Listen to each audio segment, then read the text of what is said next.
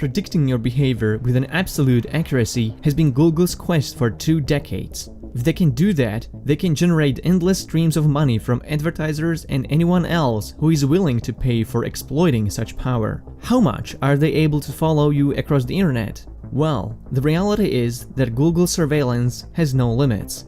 They track literally everything you do, everywhere you go. And not just on the internet, but even in real life. This is how Google manages to follow your every step.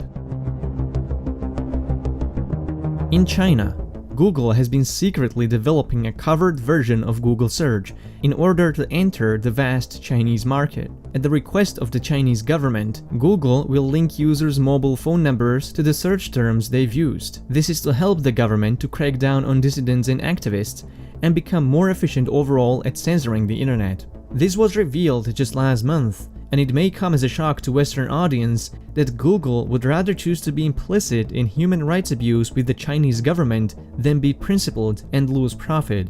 But Google has been doing something similar in Western democracies for ages. Whenever you search for something, Google creates a server log that remembers your browser and OS configuration, IP address, and a cookie planted on your device by Google. The link you click on from the results is logged, and Google will keep a record of the websites you visit from there. If you don't delete this cookie, it will expire automatically after 30 years, essentially logging your entire digital presence. From there, it's trivially easy for Google to link your search history to your phone number. They either have your number from your phone directly or any other Google service you signed up for, like Gmail, YouTube, or Google Play. If they can't get your number from their service, Google partnered with Facebook, Twitter, and other tech platforms to exchange that information with them. If that doesn't work, Google turns to its hundreds of thousands of third-party partners and data brokers like Axiom to buy your phone number from offline databases.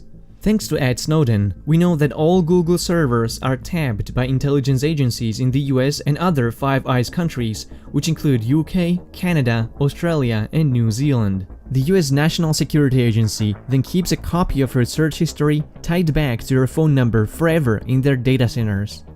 Google also worked with Pentagon to develop artificial intelligence technology for US military drones. The United States is currently engaged in military interventions in 8 countries without approval from the United Nations, and oftentimes causes massive civilian casualties from drone strikes. Many Google employees resigned in protest, claiming Google shouldn't engage in the business of war.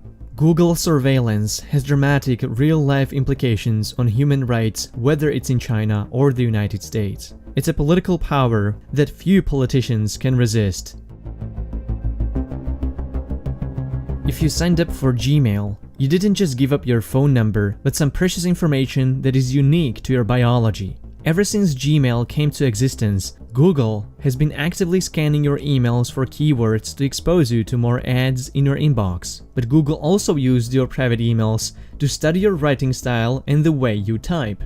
Similar to how you walk is unique to your person, the way you hit keys on your keyboard and your writing style also belong to you only. This allows Google to identify you across your whole internet presence, even if you create pseudonymous accounts on public forums like Reddit.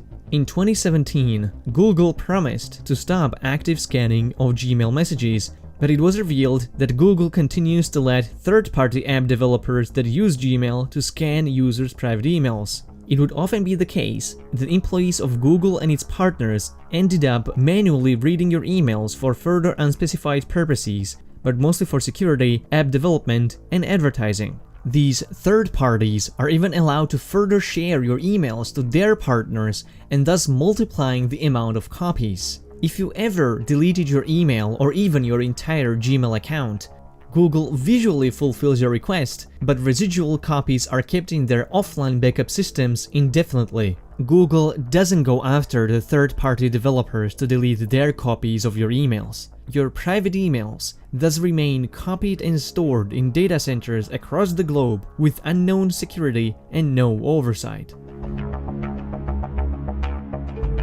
Google uses your browsing history not only to target you with ads, but to identify you as well.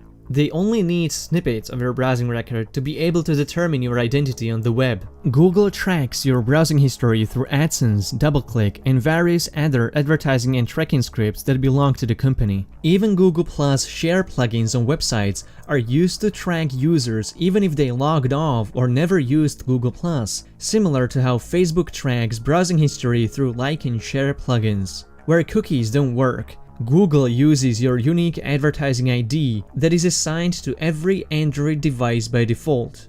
This ID is continuously followed and cross-referenced with the rest of your record to constantly keep it up to date across all platforms and devices. If these policies aren't aggressive enough, Google purchases the remaining browsing records from data brokers, internet service providers, internet exchange points, or content delivery networks.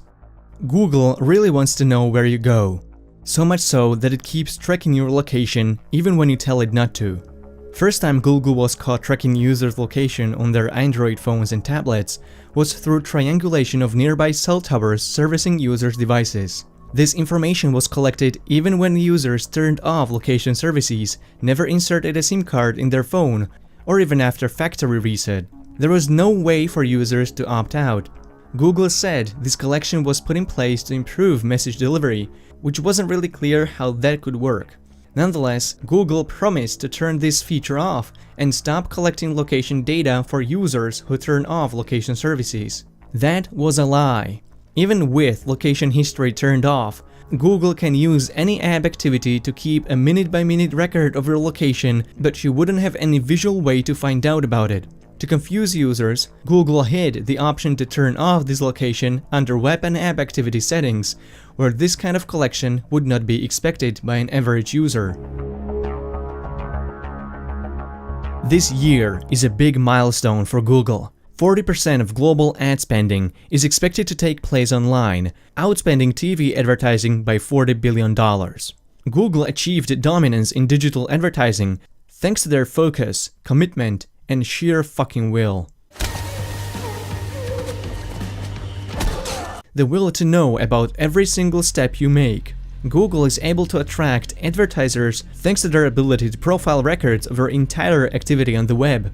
But this time, the corporate behemoth is able to track what you buy even in physical stores. Google partnered with MasterCard and presumably other credit card companies to gain access to roughly 70% of credit and debit card transactions in the United States. These data exchange hands aggregated and in encrypted form. But that's just a public relation talking point. Google can verifiably de-anonymize these data with its massive pool of personal information it holds on their users.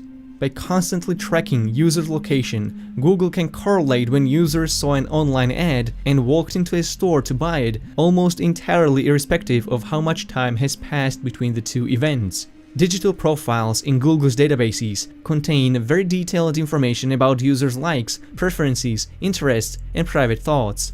The search giant is able to retrospectively compare these profiles with the aggregated databases of offline purchases to identify individual purchasing histories. Google tracks offline purchases in order to prove advertisers when online ads make impressions that translate into physical transactions. Digital advertising is still a relatively new platform compared to television. By tracking users' offline purchases, Google can persuade the advertising industry that they can pinpoint marketing campaigns with surgical accuracy. I only mentioned tracking that we know of. There might be numerous trade secrets, undisclosed agreements, and technologies developed by Google to win the race to get inside people's minds. Google's presence is literally everywhere, and it wants to play God without permission, but it's possible to protect yourself. By avoiding Google services and replacing them with alternatives whenever possible, you can significantly reduce Google's power in your life. Switch to ProtonMail, start using Firefox, search with DuckDuckGo, and install uBlock Origin to block much of Google's tracking machinery. If you want to become more advanced at protecting yourself from Google, you can watch my tutorials on some essential tools that will help you regain control of your digital self. Share this video so that more people can learn about Google's powers, and subscribe if you are new to this channel. And remember to stay vigilant.